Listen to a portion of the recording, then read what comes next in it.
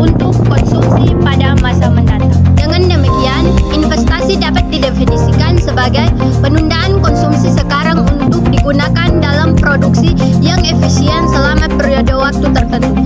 Investasi terhadap aktivitas keuangan berupa investasi langsung di mana dilakukan dengan membeli langsung aktivitas keuangan dari suatu perjualbelikan di pasar uang, pasar modal atau di pasar turunan. A. Pengertian konsumsi.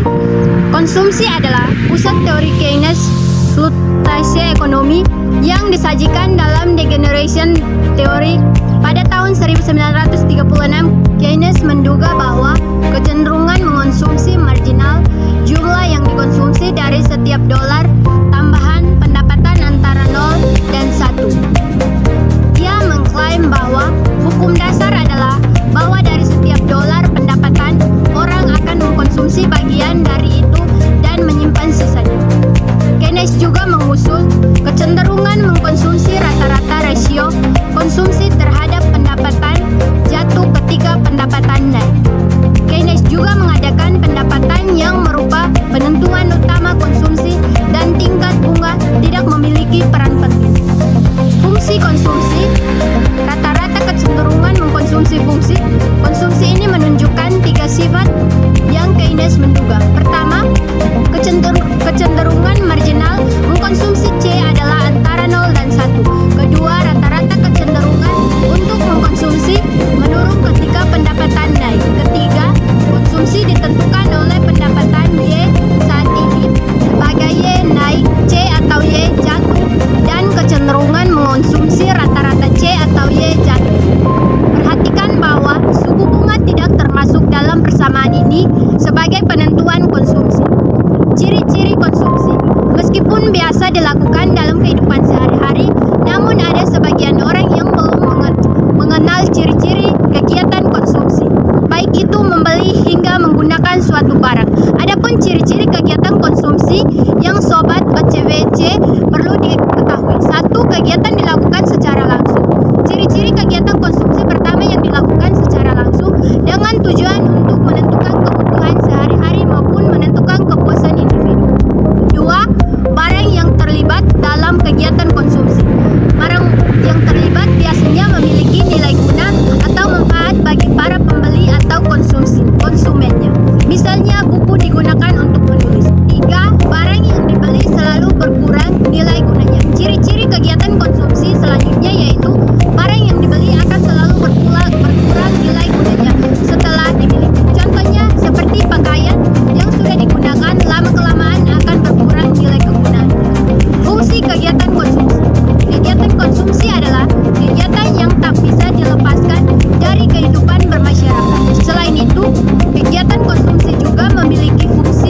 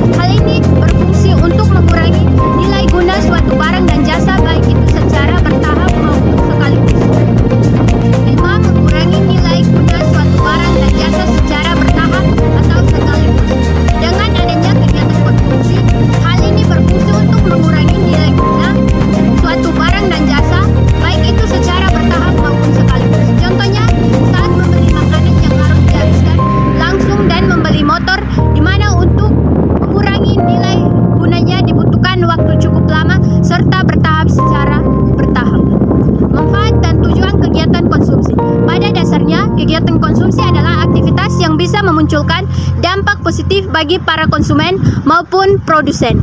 Berikut beberapa manfaat dari kegiatan konsumsi adalah bisa memenuhi kebutuhan konsumen sehingga dapat mempertahankan hidup. Kegiatan konsumsi dapat memberikan kepuasan bagi konsumen. 2. Memunculkan rasa bahagia bagi konsumen. Perilaku konsumen bisa membuat perekonomian menjadi lebih maju. Selain memiliki manfaat, ada juga tujuan kegiatan konsumsi.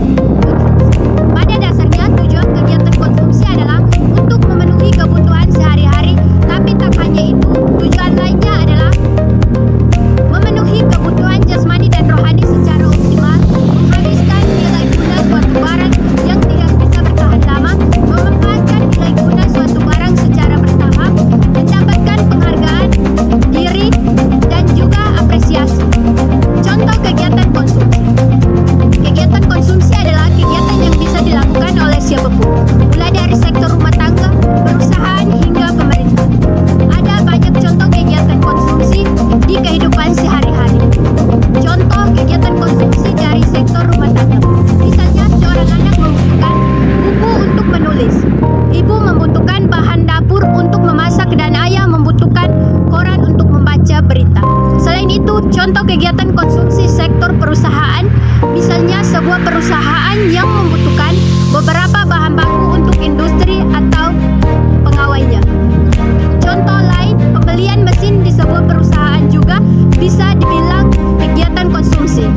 Sebagai contoh kegiatan konsumsi, sektor pemerintah sendiri, contoh seperti membangun rumah untuk KPR dengan bunga rendah dan ditujukan bagi para pegawai. Selain itu, membeli peralatan proyek pun termasuk kegiatan konsumsi. Teori konsumsi, teori yang dikemukakan oleh Keynes mengenai konsumsi dengan pendapatan banyak dikembangkan oleh para ahli ekonomi. Teori-teori konsumsi tersebut meliputi Y1 pendapatan, YE1, C sama dengan YDC sama dengan A tambah B, YDA, 0 konsumsi. 1. Hipotesis pendapatan absolut. Hipotesis ini menentukan konsumsi dengan tingkat pendapatan absolut, sehingga hubungan antara pendapatan dan konsumsi merupakan fungsi konsumsi jangka pendek. Oleh karena itu, kurva selalu memotong sumbu vertikal. Berdasarkan pengalaman, fungsi konsumsi jangka pendek bergerak ke atas sepanjang waktu sehingga penghasilan fungsi angka padat. Perhatikan pada gambar. Kita memperhatikan kurva tersebut. Fungsi konsumsi jangka pendek C sama dengan A tambah B YD, dan fungsi jangka panjang C sama dengan BY, di mana fungsi jangka panjang selalu melalui titik akses titik nol. Kurva jangka pendek yang linear APC semakin kecil apabila mendapat naik dan MPC-nya konstan. Peran fungsi konsumsi dari jangka pendek dan jangka panjang banyak dipengaruhi oleh beberapa faktor, antara lain: 1. Adanya migrasi penduduk dari desa ke kota, dan penduduk mengetahui bahwa penduduk kota konsumsinya lebih tinggi daripada konsumsi desa. Jadi migrasi cenderung untuk meningkatkan konsumsi walaupun tidak ada peningkatan pendapatan. 2. Adanya barang produksi baru dalam perekonomian. Pendapatan konsumsi tetap, namun bila ada barang baru maka konsumsi akan terangsang untuk meningkatkan konsumsinya. 3. Adanya peningkatan dalam kesejahteraan suatu bangsa. Kesejahteraan ini dapat dilihat dari tersedianya aktivitas lancar, terutama dalam bentuk uang tunai, deposito, dan tabungan. B. Teori investasi. Investasi adalah kegiatan mengalokasikan atau menanamkan sumber daya saat ini, sekarang, dengan harapan mendatang manfaat di kemudian hari atau masa depan. Investasi adalah keputusan menunda konsumsi sumber daya atau bagian penghasilan demi meningkatkan kemampuan menambah atau menciptakan nilai hidup, penghasilan, dan kekayaan. Dari definisi di atas, selanjutnya investasi dapat dilihat dari aspek-aspek berikut. 1. Aspek uang. Uang digunakan untuk mengukur kekayaan. 2. Aspek waktu. Konsep ini menilai penerimaan maupun pengeluaran jumlah uang